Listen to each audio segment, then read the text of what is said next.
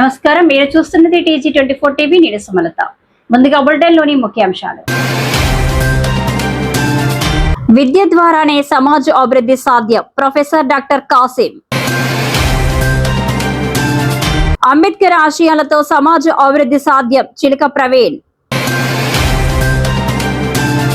Road నిబంధనలు పాటిస్తే ప్రమాదాలు తగ్గుతాయి. Doctor Soumya Mishra IPS. తెలంగాణ జాగృతి ఆవిర్భావ దినోత్సవం సందర్భంగా ఇంటింటికి బొట్టు కార్యక్రమం. అమావాస్య అన్నదానాన్ని ప్రారంభించిన బాలనగర్ ట్రాఫిక్ SCP గిరిప్రసాద్. శ్రీ విరాట్ విశ్వ బ్రాహ్మణ సేవా సంఘం ఆధ్వర్యంలో అన్నదాన కార్యక్రమం. ధాన్యం కొనుగోలుపై ఆరా తీసిన మాజీ మంత్రి ఎర్రబెల్లి.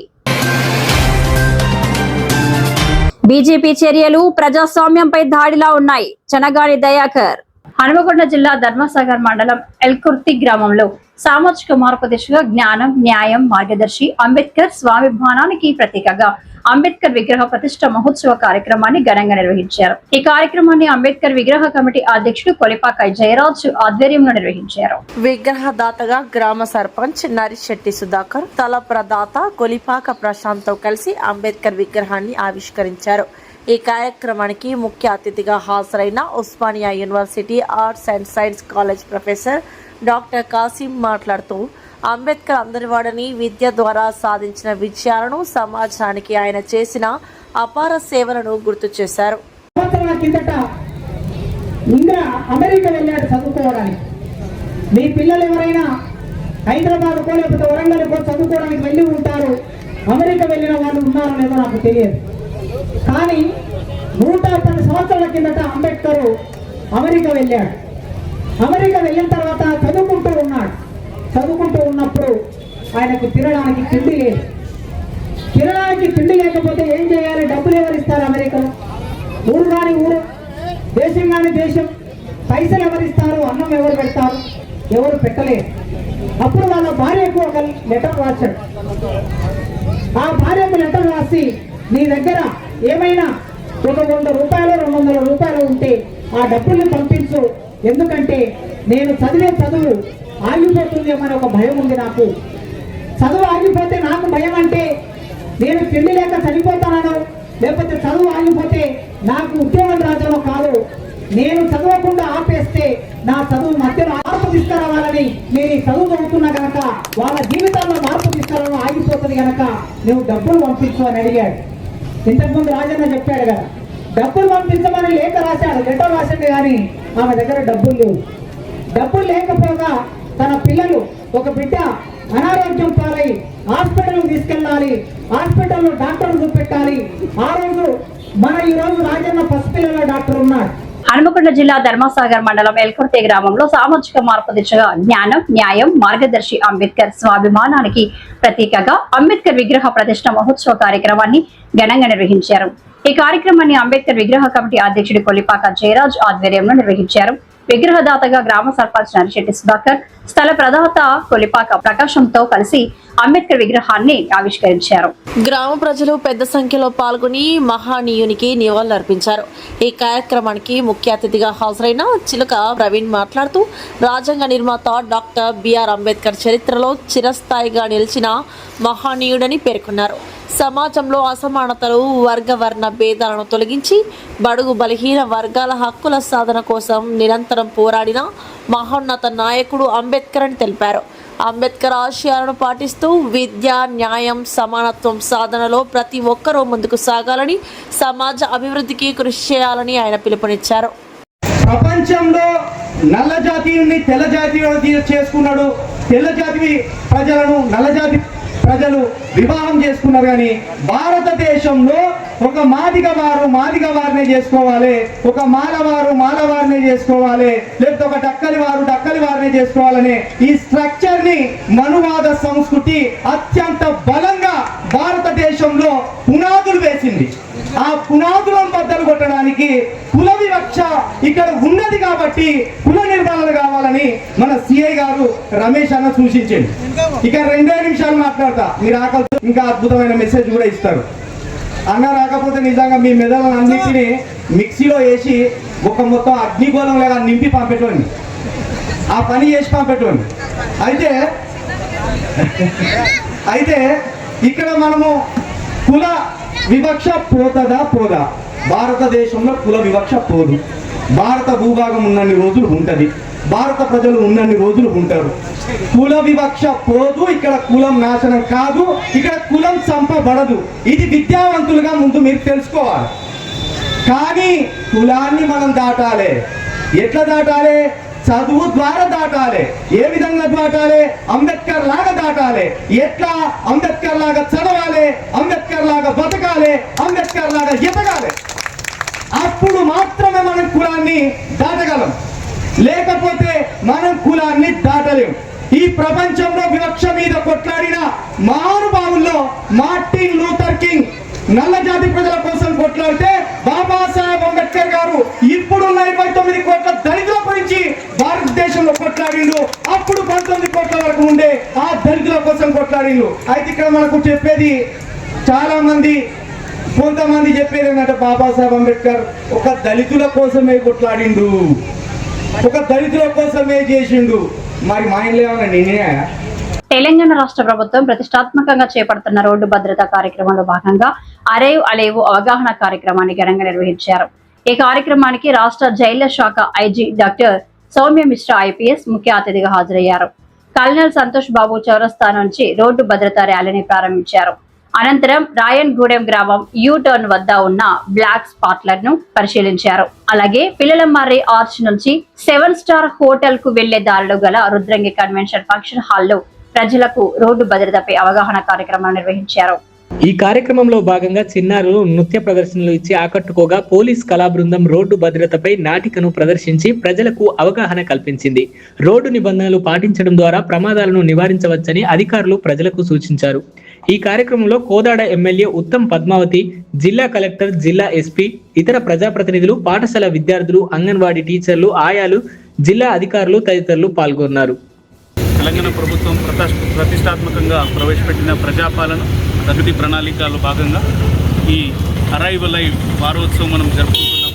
ఈరోజు సూర్యాపేట జిల్లాలో మనం రహదారి భద్రత విషయంలో ఈరోజు గౌరవ డీజీ ప్రెసిడెన్స్ గారు సౌమ్య మిశ్రా గారు మన జిల్లాలో పర్యటనకి రావడం జరిగింది.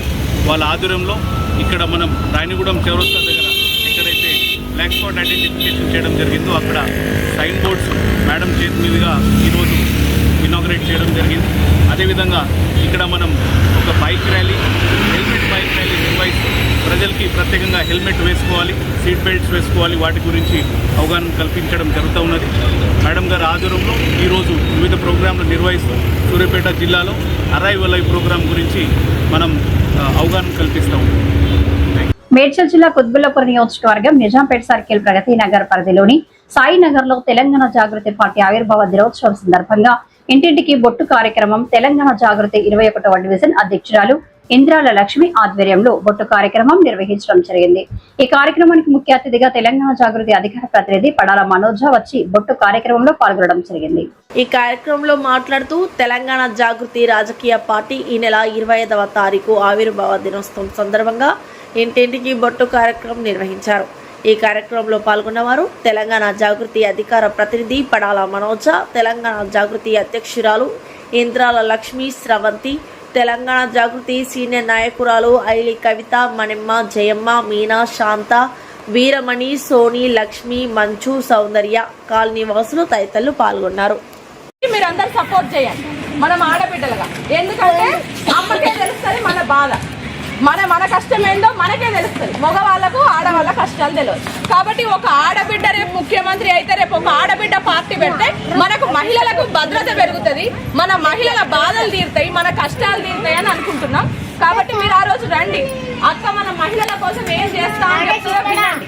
3 సంవత్సరాలు మేము మీకోసం పోరాడతామా లేదా అని చూడండి. ఇప్పుడేం ఎలక్షన్లు లేవు, మేమేం ఎలక్షన్లో ఓటేయింది అని అడగడానికి రాలే. మిగతా నాయకుల్లాగా ఎలక్షన్లు ఏం లేవు. ఇప్పుడు మేము చెప్పేది ఆవిర్భావ సభకు మాత్రమే రండి.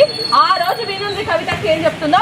ఈ 3 సంవత్సరాలు మీకోసం కొట్లాడదా అని చూడండి. ఇక్కడ మా జాగృతి నుండి లక్ష్మమ్మని పెట్టినాం.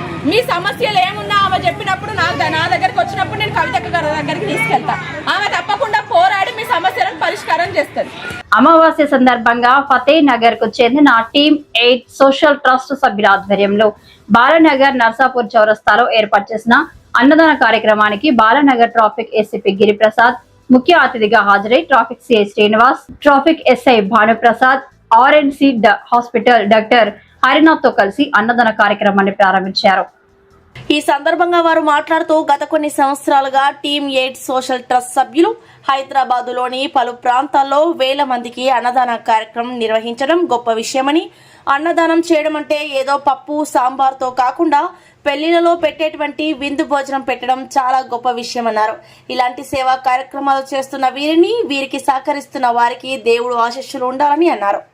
నేడు బాలనగర్ లిమిట్స్ లో ఈ టీమ్ 8 స్వచ్ఛంద సంస్థ ఏదైతే ఉన్నదో అది అనేక ధార్మిక కార్యక్రమాలు, అదేవిధంగా సమాజ హితమైన చాలా సంస్కారవంతమైన కార్యక్రమాలు గత 10 సంవత్సరాలుగా చేస్తున్నది. దీనిలో భాగంగా వీళ్ళు పేదవారికి పెళ్లిళ్ళు చేయడం, అదేవిధంగా ఈ ఎండాకాలం ఎటువంటి మండుటెండలో వీళ్ళు కష్టపడి నీటి సదుపాయం నీటిని ఇవ్వడం, అదేవిధంగా చలివేంద్రాలు పెట్టడం, అదేవిధంగా మనకు మజ్జిగ పంపిణీ చేయడం, ఇదే కాకుండా ఎవ్రీ అమావాస్య ఎక్కడన్నా సరే ట్విన్ సిటీస్లో వీళ్ళు భోజన కార్యక్రమాలు, అమావాస్య రోజు భోజనాలు ఒక 800 నుంచి 1100 మంది వరకు ఉచిత భోజన పథకాలు పెట్టడం అంటే చాలా అభినందనీయం. మా పోలీస్ తరఫున వాళ్ళకి కృతజ్ఞతలు తెలుపుతున్నాము, అభినందనలు తెలుపుతున్నాము. ఇటువంటి అనేకమైన కార్యక్రమాలు ముందు తీసుకుపోతూ టీమ్ 8 అనేది 8 మందితో ఏర్పడి గత 11 సంవత్సరాల నుంచి కంటిన్యూగా చేస్తూ ఉన్నారు. ఈ చేయడం అన్నది అంటే సమాజానికి మనం ఏం చేయాలి అన్న దాంట్లో ఎటువంటిది ఆశించకుండా వాళ్ళే స్వయం ఏదైతే జాబులు చేసుకొని సంపాదించిన దాని నుంచి కొంత అమౌంట్ తీసుకొని వీళ్ళు ఈ రోజున ఈ సమాజం కోసం పాటుపడడం జరుగుతుంది. మేడ్చల్ జిల్లా కుత్బుల్లాపూర్ నియోజకవర్గం సూరారం 129 డివిజన్ పరిధిలోని విశ్వకర్మ కాలనీలో శ్రీ విరాట్ విశ్వ బ్రాహ్మణ సేవా సంఘం అధ్యక్షులు పొలిగారం కృష్ణమాచారి ఆధ్వర్యంలో 11వ అమావాస్య అన్నప్రసాద వితరణ కార్యక్రమం దిగ్విజయంగా జరిగింది.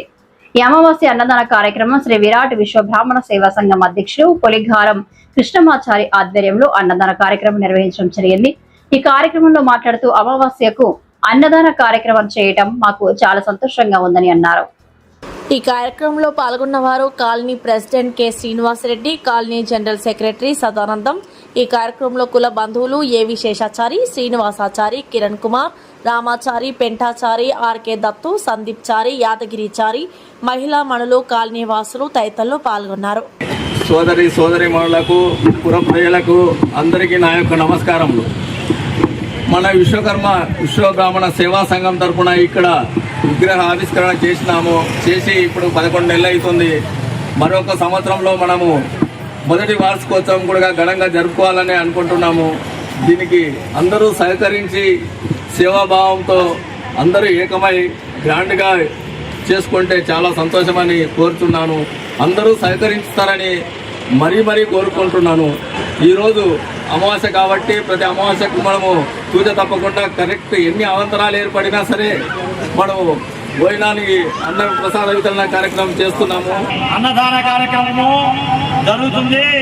దీనికి ముఖ్యంగా మన కృష్ణమాచారి గారు వాళ్ళ యొక్క సంఘం మొత్తము ప్రతి అమావాస్యకి ఇక్కడ భోజన కార్యక్రమాలు జరుగుతుంది. అట్లనే జనగామ జిల్లా దేవరూపల జనగామ జిల్లాలోని దేవరూపల మండల కేంద్రంలో ఏర్పాటు చేసిన ధాన్యం కొనుగోలు కేంద్రాన్ని మాజీ మంత్రి ఎర్రబెల్లి దయాకర్ రావు పరిశీలించారు.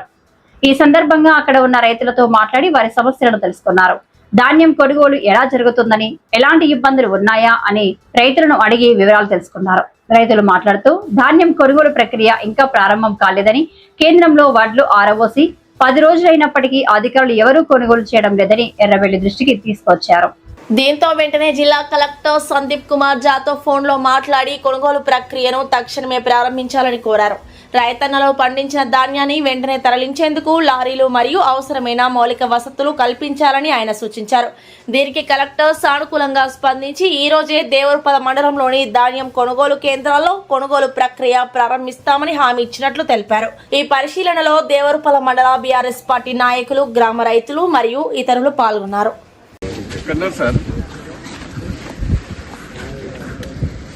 ఈ దేవరూపులకు వచ్చిన సార్ ఈ రైతులు ఏదో అడ్డం తిరిగితే దీంతో సార్ మీ దృష్టి తీసుకుంటామని ఒడ్లు వారం 15 రోజులు అయితే వచ్చి తెచ్చి పెట్టుకున్నారట.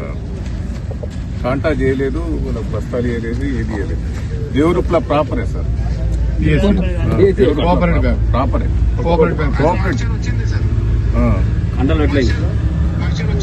వచ్చింది సార్. మంచిగా వచ్చింది, అన్ని వచ్చింది చేసి.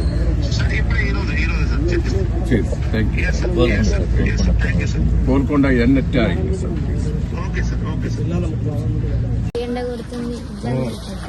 కొన్నవద్దేనా దొడ్డు మరి బోనస్ రాదు కదా. ఇప్పుడు అప్పుడు దొడ్డోట్లకి కూడా ఇస్తా అన్నారు కదా బోనస్.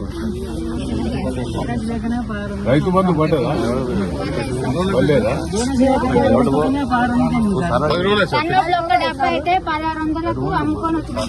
అన్నోట్లకు కూడా రాలే కదా. ఈ రేటు కూడా పెట్టారు. అప్పుడు కేసీఆర్ ఉన్నప్పుడు ఎట్లుండరా? మంచిగా రుణమాఫీ అయిందా? ఏది లేదా? ఇక కూడా 10 రోజులు తెచ్చిపోయి 10 రోజులు ఇవాళ కలెక్టర్ తోటి మాట్లాడిన బిడ్డ. ఇవాళ ఇప్పుడైతే స్టార్ట్ చేస్తాను. భారతీయ జనతా పార్టీ చర్యలు ప్రజాస్వామ్యంపై దాడిలా ఉన్నాయని Telangana Pradesh Congress committee general secretary Chedagani Dayakar తీవ్రంగా విమర్శించారు. తెలంగాణ ప్రజలకు ప్రధాని నరేంద్ర మోడీ క్షమాపణ చెప్పాలని ఆయన డిమాండ్ చేశారు. దక్షిణాది రాష్ట్రాలపై బీజేపీ ఆధిపత్య ధోరణి ప్రదర్శిస్తోందని ఆయన ఆరోపించారు. పార్లమెంటులో రేవంత్ రెడ్డిపై విమర్శలు చేయడం తగదని అన్నారు. ఇండియన్ నేషనల్ కాంగ్రెస్ పార్టీ ఎప్పుడూ మహిళల హక్కుల కోసం పోరాడుతుందని పేర్కొన్నారు. దేశంలో బీజేపీ నియంత్రణ పాలన కొనసాగుతుందని విమర్శిస్తూ ప్రజాస్వామ్య పరిరక్షణ కోసం ప్రజలు ఐక్యంగా నిలిచి బీజేపీని తరిమి కొట్టాలని చెనగాని దయాకర్ పిలుపునిచ్చారు. బీజేపీ కేంద్ర ప్రభుత్వం మరొకసారి తన రాజకీయ ఆధిపత్యం కోసం డీలిమిటేషన్ కానీ, పార్లమెంటు సీట్ల పెంపు అంశం కానీ, మహిళా బిల్లు ఆగమేఘాల మీద మహిళా బిల్లును ఏర్పాటు చేసి ప్రజాస్వామ్యం మీద దాడి చేసే ప్రయత్నం కనపడతా ఉంది.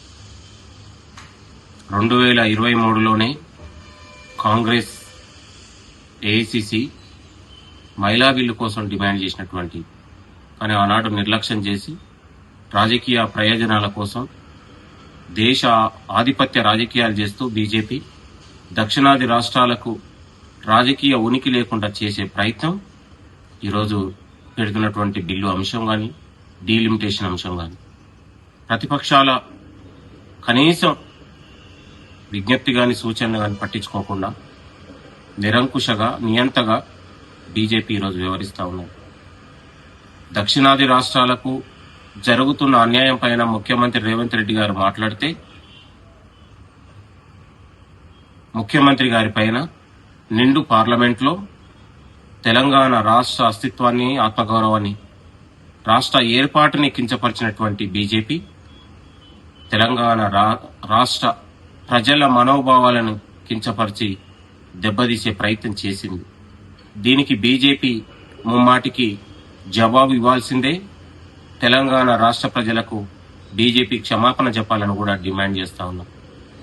ఆది నుంచి నేటి వరకు బీజేపీ మొదటి నుంచి దక్షిణాది రాష్ట్రాలపై తీవ్రమైన వివక్షత చూపిస్తూనే ఉంది.